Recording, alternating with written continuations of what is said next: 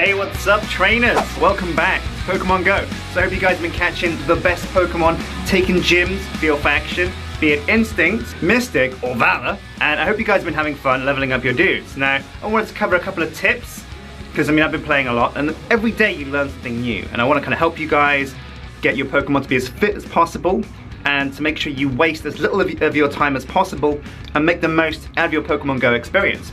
So the first thing I'm going to do is show you my team, and go over the hatching of eggs. Okay, now as you can see, the two local gyms have stayed strong, and they've stayed Valor overnight. I've got my Slowbro here with Chazit EU, and there I am, level 17 Martin Eater, 1019 Slowbro. Good luck taking that back, Team Mystic. Also, over here at St. Paul's Park, we're still holding strong with a Golbat at 401 and my Golbat at 725. Still only level 2 though, so it's in danger, someone could take that. But we'll have to wait and see. And as I look around on the horizon, it looks like Team Mystic is taking Bristol by storm. Everywhere's red. This is insane. In fact, oh my god, there is not a single non-Team Valor on the map. Oh no, wait, what's this? Over here, looks like Team Instinct are encroaching on our territory. Pretty weak though, a 287 Golduck and a 416 Pidgeot. We'll take that later. Alright, well today we're going to talk about eggs. Now there's an interesting picture that's going to come up right now. Here we go. Now this is a really cool photo because hatching eggs is a great way to earn Stardust experience, but most importantly candy. Now like I mentioned previously, you earn a lot more candy when you get a Pokemon from an egg. Unfortunately, incubators, you get one unlimited free incubator. The rest cost quite a lot of coins, and you only get 3 uses per purchased incubator. So it's an expensive way of doing it, but hatching eggs can be super lucrative.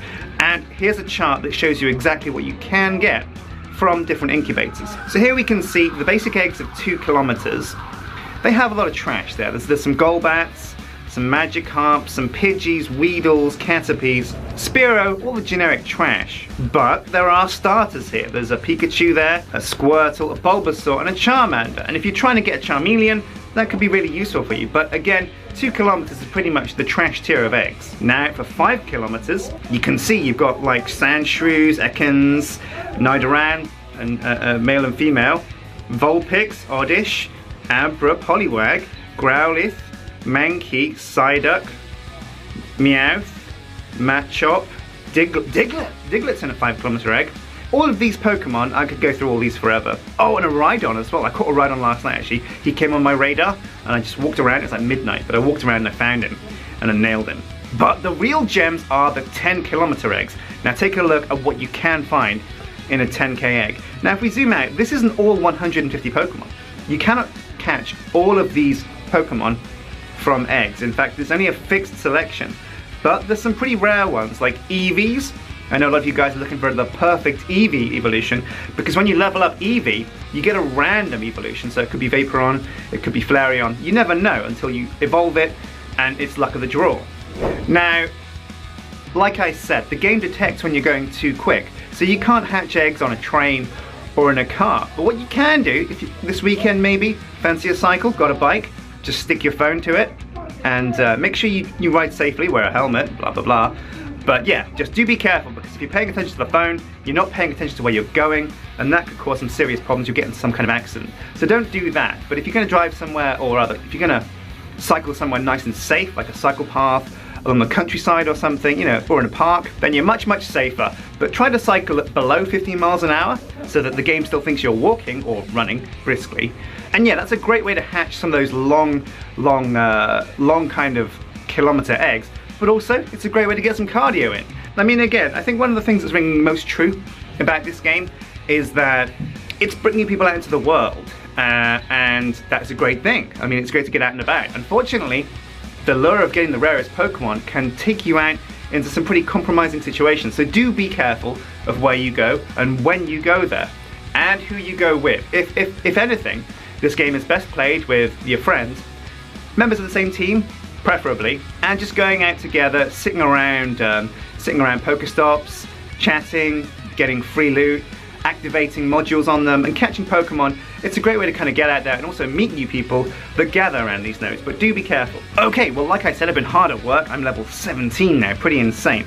But let's take a look at my retinue and what I've got to show for my efforts. Now, one of the things you guys are going to want to be tempted to do is to use all of your Stardust leveling up your Pokemon.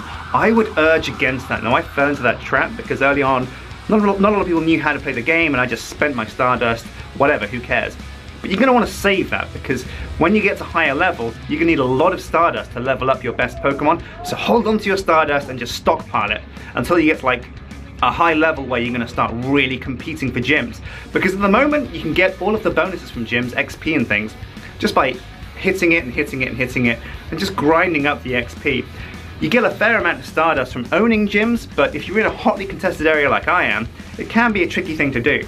So if we arrange by combat power, that's CP, I've got some pretty mean dudes. Like I caught a Gloom, I leveled up an Oddish last night into a Gloom, 665, not too bad. A 725 Golbat, it's pretty high level. And near my area there's nothing but Drowsies. So I got a couple of Hypnos out of that. And when I do level up my Pokemon, when I do evolve them, previously I thought I should be picking the extra large, extra tall ones because that would get me bigger Pokemon out of the evolution. But I found that's not always the case. Sometimes when I evolve extra large Pokemon, they evolve into an extra small Pokemon. And so I'm thinking, well, that has no bearing then on the future of the Pokemon. But if you evolve a high CP Pokemon, usually you get a really high CP evolution. But one way of noticing this is when you catch Pokemon out in the wild, there will be kind of like a colored circle around when you try and catch it. That'll be either green, yellow, orange, or red. Now if it's red, it means that Pokemon is super hard to catch, and the CP might even be like a question mark because you don't know how powerful it is. It's out of your range, out of your scope. But with some Raspberry and a Great Ball, maybe you can catch it. And those are the Pokemon that you're going to want to evolve because they will have even greater bonuses when they become the next stage and they'll have a higher CP. And there's that Rhyhorn I caught last night. He's a meme machine, 518. So if I evolve him, which is going to take 50 candy, so maybe not anytime soon, but yeah, I can't wait to turn him into a Rhydon and get charging my enemies out of those gyms. But that's my team so far. It's pretty competitive. I'm level 17 now, coming up 18. Level 20 is the big milestone for me. But I'm gonna head out now to the park to a sweet spot where I know I can catch some Pikachus. Pretty exciting news. I actually have a 10k egg that is 100 meters from being hatched. And I really want to see what's inside this thing because I don't think I've hatched a 10k egg yet. So I'm gonna walk up and down the corridor. We've got quite a long hallway. So I'm going to walk up and down, probably about 100 meters, I think there's like 3 or 4 back and forths, maybe, I don't know, and we'll see if we can hatch it.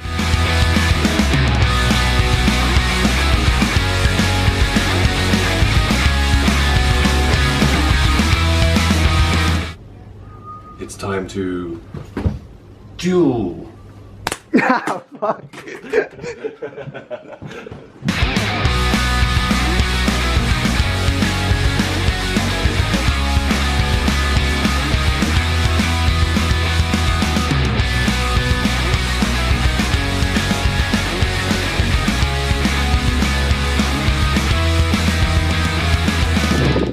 Time to duel.